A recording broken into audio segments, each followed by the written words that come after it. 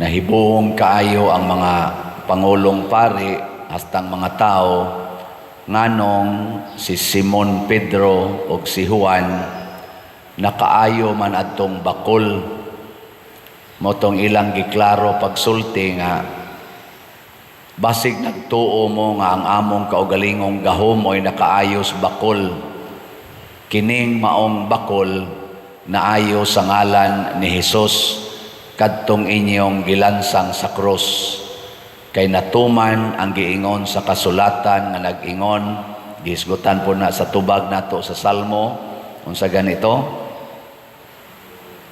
ang bato nga gisalikway sa mga magtutukod og balay nahimong labing importanteng bato lingi sa imong tupad ing namusugot kag isalikway na pangutan ba na okay ra nimo isalikway ka kanang wa mulingi inyo kong gisalikway nganoan unsa man ang isalikway kanang dili ka mutuo siyang gisulti gi kuno lingi ay mong tupad lingi aba naalagya po ni salikway nako ano pero kung ninyo mga ginikanan, nakaisulti sa imong anak, maliwa lang, feeling nimo rejected ka. Ikaw, asawa, nakaisulti sa imong bana, wara katagda, feeling nimo rejected ka. Nya, masuko dayon ta, magmahay dayon, mausad ang bana, suko dayon, adto na las manok, magsigig hapyod, din agyon mo hapyod sa asawa, kay nga naman, suko naman, kay gisalikway man. Ana. Ako sige kog sulti pamalit mog slat nya daghan kayo mo magsigig magara-gara pa din higingon padir ako no kada adlaw jud ko magsigig sunod nimo nako kanindot unta o kada adlaw sad ni siya magsigig palit og slat kay kada adlaw bi ako nagsigig hisgot og slat no gilain na sang lingi sa imong tupad ina kada adlaw ka mo palit og slat mangutan ako no ina kada adlaw jud ka Oy, kada adlaw sa tingali ninyo isalikway ang akong pulong. Ug unsa may pinaka-importanting pulong nga dili gyud pwede nga wa na nato ang pulong sa Ginoo. Pero unsa may pinaka-dili gid nato ganahan nga paminaon ang pulong sa Ginoo. Mao na ang irony. Ang ganahan natong pulong kadtong dili makaayo nato ang pulong sa tao, ang pulong sa mga politicians, ang pulong sa mga businessmen, ang pulong sa mga celebrities, ang pulong sa mga scientists. Mo'y ganahan kay natong sigig sunod. Pero ang pulong sa Ginoo murag di ta ganahan yun. Kinsa ninyo dinhi ang gusto jud kay sa pulong sa Ginoo taas ang kamot. Daghan man di ay. Ganahan mo anang moingon ang Ginoo kung kamo magpahulam ayaw na mo paningil og bayad. Ganahan mo ana kisay ganahan ana ta sa kamot. O ana hilom. Ganahan mo anang pulong sa Ginoo nga niingon kung tamparuson ang imong pikas aping ipatamparos lang sang pikas kinsay ganahan ana.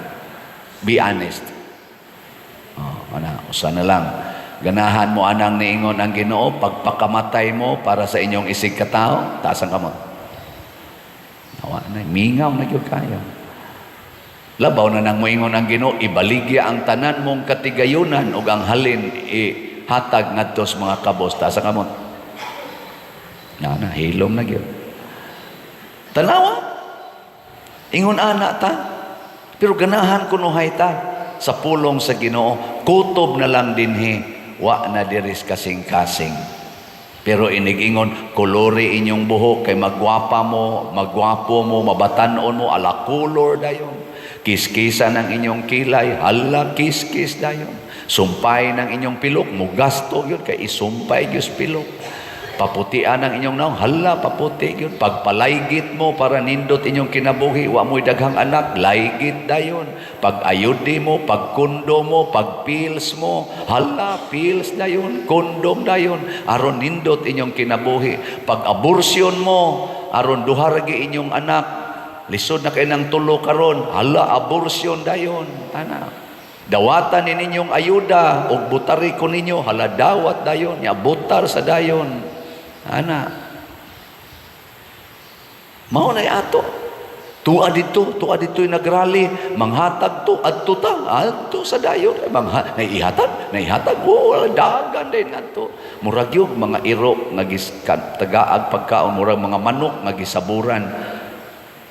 Wa pagita makaton, anang giingon nga, no vote buying, o kanang manghatag panahon sa eleksyon, manghatag dayon panahon sa eleksyon, maunay tinuod nga mga traidor sa atong katilingban. Kay ilan ang bawion kung makalingkod na sila, gisultihan na taana, bisan ang kumilik, nagsigig gukod ana. Nganong di man ta maminaw? Di ba? Kay ganahan kita anang naiihatag. Unsa may dili nato ganahan, kanang kitay manghatag. Kasi ganahan din ikaw no be. Unsa inyong pilion? Hatagan mo o manghatag mo? Kinsay mo ingon, pader ako ganahan jud ko magsigig panghatag, ta sa kamot. Wa katunga. Istoryahin. Kamong mga asawa, kinsa ninyo'y magsigig hatag og pasaylo sa inyong mga bana, bahala nagmagsigi sila pakasa, magsigi ra gyud mong ingon, pasayloag kapituan kapito. Ta sa kamot, sawa. Way baka kay. Na, upat ra kabo. Aduha ra gani kay ni us-us dayong duha. Sige, mga bana, kinsa ninyo'y ganahan nga mudawat anang ingon ang Ginoo nga hatagi lang ginaog pagsabot ang inyong asawa bisag magyaw-yaw na gikas buntag ngadto sa gabi ta sa kamot di gyud masuko. Hala, naagi mga banaw, hurot-hurot mag-isas kamot na baka ko. Congratulations. Congrats. Mao na kaning gisalikway nato mahimo ginang importante. Mo gini atong timan-an. Kanang dili nato ganahan maunay importante. Samaan ang tambal. Ang tambal para sa sugar, di ka ganahan. Tambal para sa kolesterol, tambal para sa pananguban ng mga sakit. Hilanat, ubo, uban pa. Di ka ganahan Kung sa may ganahan mo, soft drinks, pan, litson, nindot kaya na. Mga prutas, lami agyon, mga grapes, kaon, mga mangga, labi nagikas, Guadalupe, pasta, lamia. Pero hay may mas dali makadaot nimo katong tambal o kaning ni ang siging kaon. Kana mga lami ang pagkaon, dali kay na makadaot. Unsa may dili makadaot, utan, tubig lang, nindot, mais, isda, nindot kaya na sila. Pero pag kaway lami, tapara naglitson, isda, bahala ka na isda. Hay may lami ko no be, mga bana, kabit o asawa. Hay may dali nimo iwakli, kabit o asawa, o bana. Mao na, bantayan kina natong way lami. Diri sa Ebanghelyo, way lami ang kinabuhi nga nangisda ang mga mangingisda nya way kuha tibok gabi. Pero pag ingon sa Ginoo, itaktak ang inyong pukot dapit sa tuo, bisag way lami. Kay wa ko sila kuha tibok gabi karon na noong adlaw na. Pero ilang gisunod kay pulong man nga wa sila kay ilang Ginoo to, pero pulong gikan tos Ginoo. Pagsunod nila, nakakuha sila daghan kayong kuha. Hapit pagani, din sila kadaog. Og nakita din nila nga ang Ginoo di ay kadto. Mao na, kung naa nato ang pulong sa Ginoo atong sundon, success is always at hand. ang kadaugan o ang kalampusan naagid sa atong mga kamot. Bisan sa ato karong politika, kinsa may kusogrong ng salikway, ang Team Marcos o Team Duterte. Kinsay kusog mo salikway ba? Team Marcos o Team Duterte? Tanawa, kanang kusog mo salikway, magkaratol-ratol na. Kanang mga sinalikway, musikat na. Tanawa karon kinsa may sigihag singgit sa mga tao. Pulong Duterte. Nga naman, tuwa man na priso man, gisalikway. Unya ang anak sad gi-impeach. Mga sinalikway. Sigihag lutos, sigihag duki-duki ng ilang confidential funds. Pero di ay ubang confidential funds nga more than 300 sa nakabuok, nga sobra pa nas billions pa na, wa giuting kay. O tanawa, sila ay nagkaratol-ratol karon. Bisag magrally sila, ang isinggit sa mga tao, Duterte. Mahahunong gud sila grally. Ana. Mao na nga naman. Tungod kay gisalikway manggod. Common gid na nato. Unya, labi na gyud og ang gisalikway mo relax ra. Mo enjoy ra sa pagsalikway, mo enjoy ra sa prisuhan, mo enjoy ra sa impeachment. Hastan ganahan kay taana. Mao bitanas Fernando Poe Jr., anhing Fernando Poe Jr., anhing Nora Honor. Sikat ka ito sila, mga megastar to. Ngano man, magpa-kulata-kulata man dayon, magpahilak-hilak man dayon. Munang inigdaog-daog na nila, may kaimudaan ng mga sentimental. Unya human mo bali dayon. Kano ana denta. Mao na. Ayaw gyud sa likway. Kay ikaw gani mo salikway, maratol gyud ka. Tanawa ang mga Hudiyo, mga leader sa Hudiyo nga misalikway ni Hesus. Ilang gilansang sa krus aron mamatay si Hesus. Karon ang giyaw-yaw na sa nag-ayog mga masakiton, pirmi nangangalan ni Hesus, nangaratol sila. Nangaratol. Kay ngano man ang ilang gisalikway nisikat na hinuog maayo. Di ba? At tanawa karon aton tanawon ang nahitabo. Gisalikway sa administrasyon ni Bongbong Marcos ang iyang vice presidente si Sara ug ang amahan nga kanhi atong presidente. Karon tanawa hasta si Senador Amy Marcos gasigi nagkuyog-kuyog ni Sara.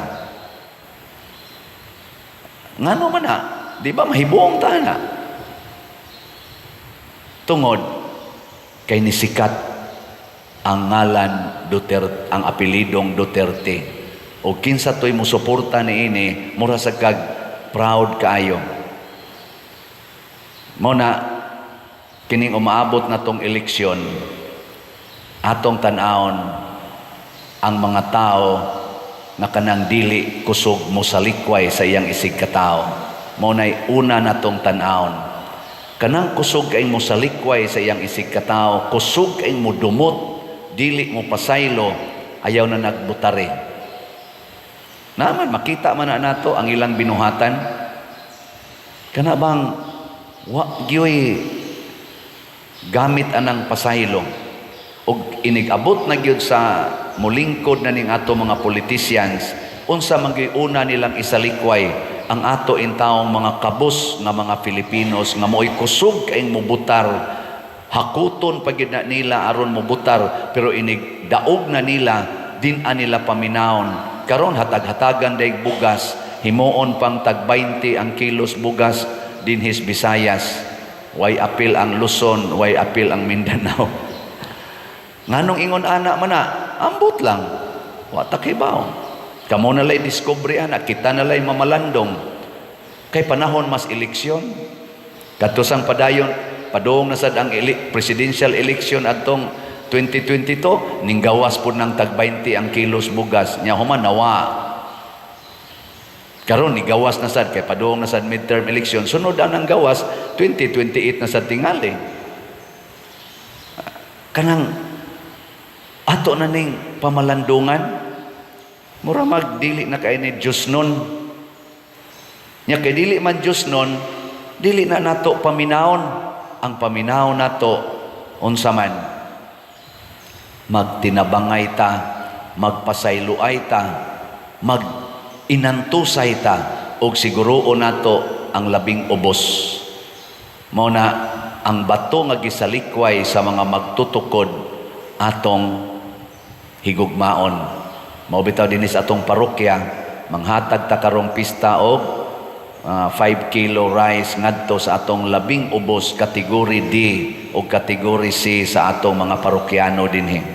Mga naanas mga 3,000 kapin ang ilang gidaghanon atong tagaan. Bisan na lang anang gamay nga gesture nga makahatag nila pila ka adlaw nga relief sa ilang pagsigig pangitag bugas.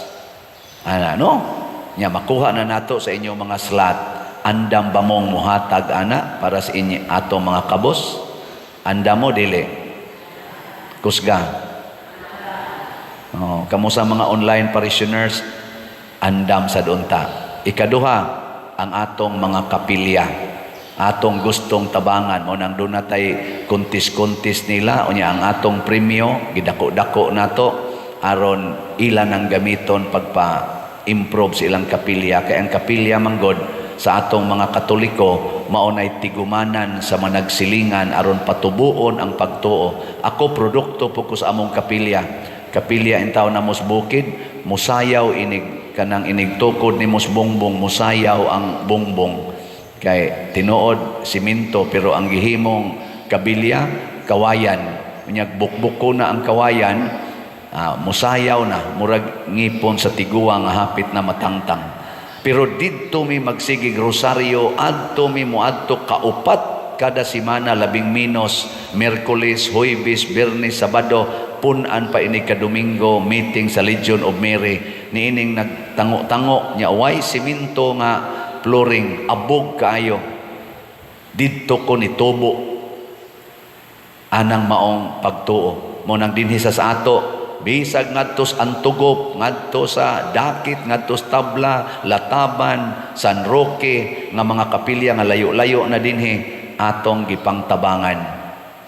Andam ba mo palit og slot para ani? Wa na tingo. Bahala. Mao na unsa may atong buhaton karon, lingi ay mong tupad ingna din agit ti ka isalikway ingna ba na din ati ka isalikway kay maalkansi ko nimo kung isalikway ti ka musikat kas Ginoo, musikat pagyud kas isig ka tao. May pagdi ti ka isalikway kay magdungan tag kasikat. Di ba? Ana mao na hinumduman nato kanunay ang Ginoo mupabor gid na sa mga dinaog-daog og sa mga sinalikway, sa mga kabos og mga rejected sa katilingban. Dili ta mahadlok isalikway, di ta mahadlok mahimong kabos. Ang atong kahadlukan mahimulagtas Ginoo.